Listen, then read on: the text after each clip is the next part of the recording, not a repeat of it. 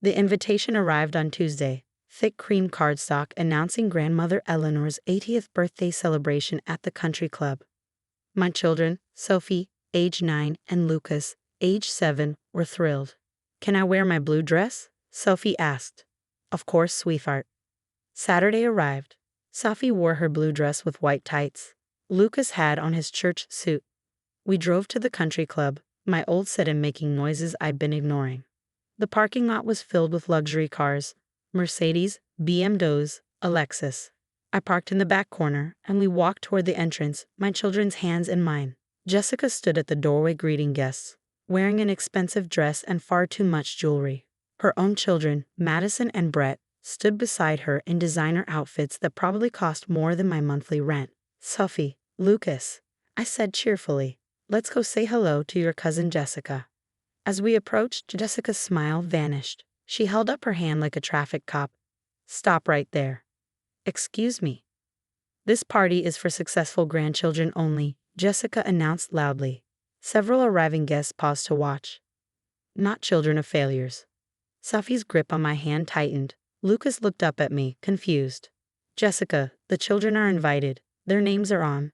Those invitations were sent before we established the new criteria." She reached out and plucked the invitation from Sophie's hand. "Grandmother decided she only wants grandchildren who reflect well on the family. They're 9 and 7 years old. Old enough to understand their place." Jessica turned to my children. "Your mother is a divorced woman who works at a call center and drives a car that should be in a junkyard. You don't belong at an event like this." Tears welled in Sophie's eyes. Lucas pressed against my leg. Other family members had gathered in the entrance: my Uncle Robert, Aunt Patricia, my younger brother David with his wife. 20 relatives stood watching the scene unfold. Not one of them spoke up. "Jessica," I said quietly, "these are children. Whatever issues you have with me, this isn't about issues. It's about standards. Grandmother's party should be attended by grandchildren who make her proud. Your children are evidence of your bad choices: a failed marriage, a mediocre job, no prospects." She looked at Sophie and Lucas. "You understand, don't you, kids? Some families succeed and some don't. You're from the one that doesn't." A tear rolled down Sophie's cheek. Lucas started crying. I could have argued, could have made a scene. Instead, I knelt down to my children's level. "Let's get our coats, okay?" "But Mom," Sophie whispered, "it's Grandmother's birthday." "I know, sweetheart, but we're going to leave now." I gathered our things from the coat check we just visited. 20 relatives watched us walk back through the entrance. Not one said a word. Jessica stood there smiling, her children looking smug beside her. In the car, Sophie sobbed. Lucas asked if we were really failures. "No, baby, we're not." But Cousin Jessica said. I know what she said. She's wrong. We drove home in heavy silence. I made them grilled cheese sandwiches and let them watch extra television. After they went to bed, I sat in my home office and looked at the documents I kept in a locked drawer. The Sullivan Family Trust, established by Grandfather Thomas 30 years ago with $28 million. What nobody knew except Grandmother, her attorney, and me was that Grandfather had made me trustee when I turned 25. "You're the only one who understands money's value, Claire," he told me before he died. As trustee, I controlled all distributions. Every family member's quarterly allowance required my approval. Jessica's $60,000 per quarter, Uncle Robert's business loans, Aunt Patricia's club memberships, David's mortgage subsidy. They thought it was automatic. Each distribution required my signature. I kept silent for 5 years, quietly managing the trust while living on my actual income from my actual job, not a call center. I was a senior financial analyst for a healthcare company, earning $95,000 a year. The old car and modest house were choices, not necessities. I was saving for my children's college funds, living within my means instead of relying on trust distributions I could have taken but didn't. I'd watched my family take their money and mock me for having less. I'd stayed quiet because Grandfather asked me to evaluate their character. "See who they really are," he'd said, "when they think you have nothing." Now I'd seen enough. Monday morning, I called Howard Mitchell, the family attorney who had worked with Grandfather for 30 years. "Howard, it's Claire. Time to make the trust structure public." "You're sure? This will cause significant family conflict." "My children were humiliated on Saturday. I'm sure." "I'll schedule a mandatory beneficiaries meeting. All trust recipients are required to attend. We set it for Thursday evening at Howard's office. He would inform each family member that attendance was mandatory to continue receiving distributions. Thursday arrived. I picked up Sophie and Lucas from school early. "Where are we going, Mom?" Sophie asked. "To a meeting? I need you both there with me." "Will Cousin Jessica be there?" "Yes." Lucas looked worried. "Will she be mean again?" "Probably, but I need you to be brave. Can you do that?" They both nodded, though neither looked confident. Howard's office was downtown in a historic building. We arrived early. Howard met us in the reception area. "Claire, Sophie, Lucas, come into the conference room." It was a large room with a long table. Howard had arranged chairs for everyone. He'd also set up a screen and projector. "I'll sit with you," Howard told my children. "Your mom needs to sit at the head of the table." Family members began arriving. Uncle Robert first, looking annoyed. Aunt Patricia complaining about traffic. David and his wife Sarah. Jessica arrived last, dressed expensively, Madison and Brett trailing behind her. Jessica stopped when she saw me. "What is she doing here?" "Ms. Sullivan is here because this concerns her," Howard said. "Please, everyone sit down." "This better be quick," Jessica said. "I have dinner reservations." Howard waited until everyone was seated. "Thank you all for coming. This meeting is mandatory for all trust beneficiaries. The trustee has requested I clarify the trust structure and management." "Fine," Uncle Robert said. "When do our next distributions process?" "That depends on several factors we'll discuss today." Howard dimmed the lights and turned on the projector. A document appeared on the screen. "This is the Sullivan Family Trust, established by Thomas Sullivan in 1995, funded with $28 million from his real estate holdings." Jessica was texting. She barely looked up. Howard continued. "The trust was originally managed by Thomas Sullivan himself. Upon his death, management passed to the designated trustee named in the trust documents." "We know this," Aunt Patricia said impatiently. "You manage it." "No, Mrs. Patterson. I'm the trust attorney. I don't manage distributions." Howard advanced to the next slide. It showed a signature line. "The trustee makes all management decisions. All distributions require trustee approval." "So who's the trustee?" David asked. Howard gestured to me. "Claire Sullivan has been trustee for 5 years." The room went silent. Everyone turned to look at me. "That's impossible," Jessica said. "Claire doesn't have the qualifications to manage a trust." "Actually, Ms. Sullivan has a master's degree in finance and works as a senior financial analyst. She's eminently qualified."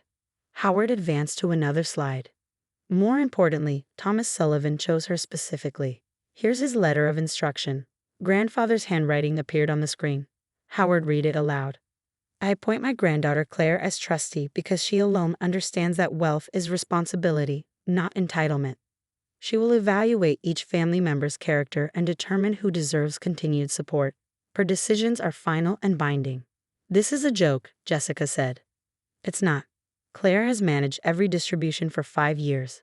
Every quarterly payment you've received required her approval." Uncle Robert leaned forward. "Every payment? My business loan?" "Approved by Claire," Howard confirmed. Aunt Patricia looked pale. "My club memberships. Claire approved those."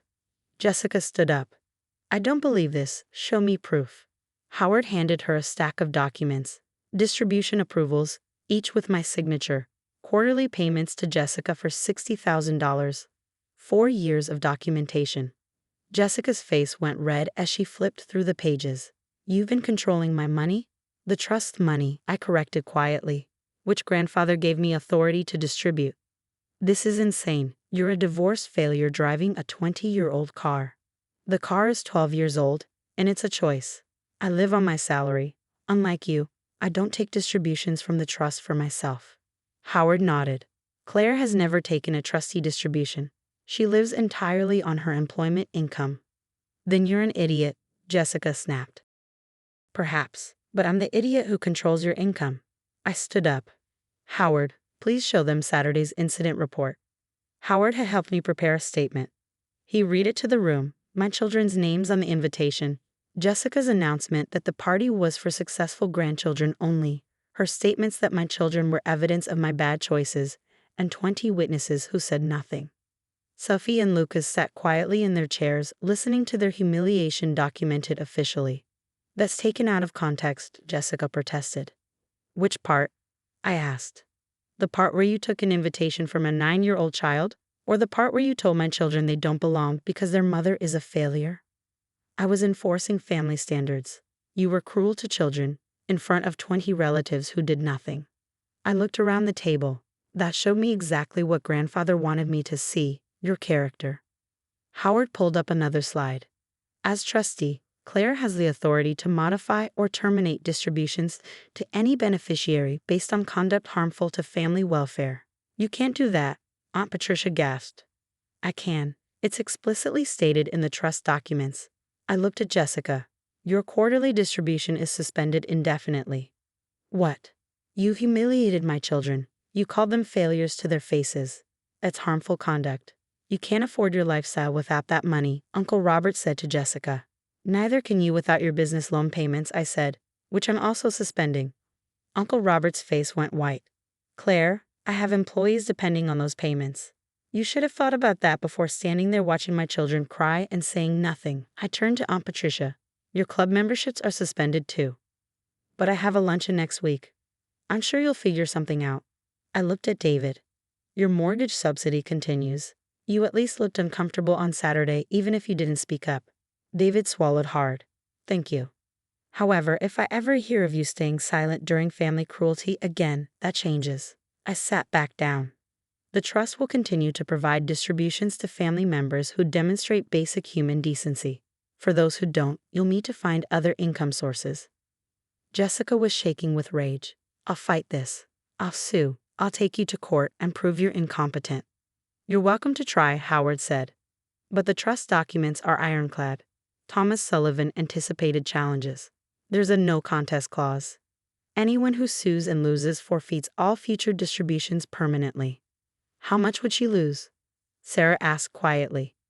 Jessica receives $60,000 per quarter. That's $240,000 per year. Over 20 years, assuming the trust continues at current levels, approximately $5 million. Jessica collapsed back into her chair. Let me be very clear, I said. This isn't revenge. It's consequence. You treated my children cruelly. You did it publicly. You did it proudly. That tells me you don't deserve grandfather's legacy. They're just kids, Madison said suddenly. Jessica's daughter, 12 years old, spoke up. Sophie and Lucas didn't do anything wrong. Why were you so mean to them, Mom? Jessica's face crumbled. Madison, you don't understand. I understand you made Sophie cry. I saw her face. She was excited about the party. Madison looked at me. I'm sorry, Aunt Claire. That was really mean. Thank you, Madison. Howard cleared his throat. Unless there are questions about the trust administration, this meeting is concluded. Claire will review all distributions quarterly. Reinstatement requests can be submitted in writing. People filed out slowly. David approached me cautiously. I really am sorry, he said. I should have said something. Yes, you should have. Will you really keep my mortgage payments? For now, but David, do better. He nodded and left. Sophie and Lucas had been silent throughout. Now Sophie spoke up. Mom, did you really control all their money? The family trust money, yes. And they didn't know. They didn't know. Why didn't you tell them before? I knelt down to their level. Grandfather wanted me to see who people really are. When they thought I had nothing, they treated me badly. That showed me the truth. Lucas looked thoughtful. So they were mean because they thought you were poor. Something like that. That's dumb, he said. You're nice when you have money and when you don't. Thank you, baby. That's exactly right. We went out for dinner that night. A nice restaurant might treat. Sophie ordered whatever she wanted. Lucas got dessert first. They deserved it. Over the next few weeks, I received several letters. Aunt Patricia's was apologetic. Uncle Robert's was angry, threatening legal action. Jessica sent nothing. I reinstated Aunt Patricia after 3 months. She'd apologized to my children directly. Uncle Robert remained suspended. Jessica's lifestyle collapsed. The house went up for sale. Private school ended for her kids. 6 months later, Jessica called. I need help, she said. I'm listening. I can't afford my life without the trust money. What do you want me to do? A long pause. I was wrong. What I did to Sophie and Lucas was cruel. Madison won't speak to me. She says I'm a bully. Have you apologized to my children? Not yet. Come to dinner Sunday. Apologize to Sophie and Lucas properly. Then we'll discuss reinstatement. She came. The apology was genuine. Madison hugged Sophie. I'll reinstate your distributions at 50%, I told Jessica. 30,000 per quarter. I can work with that. And Jessica? If you ever treat my children cruelly again, you're done permanently. Understood. It took 2 years, the family dynamics shifted. People learned that kindness mattered. That cruelty had consequences. Sophie asked me one evening while doing homework. Mom, why did grandfather pick you to be in charge? Because he knew I'd be fair. Were you fair to cousin Jessica? I think so. I held her accountable, but gave her a chance. That's good. Sophie went back to her math. When I grow up, I want to be in charge of important things too. You can be anything you choose, sweetheart. But I'll be nice about it. Like you. I smiled. That's the only way to do it. The trust continues. The family gatherings continue. But now, when we arrive, my children walk in with their heads high, knowing they belong exactly as much as anyone else. And if anyone forgets that, I have the quarterly distributions to remind them.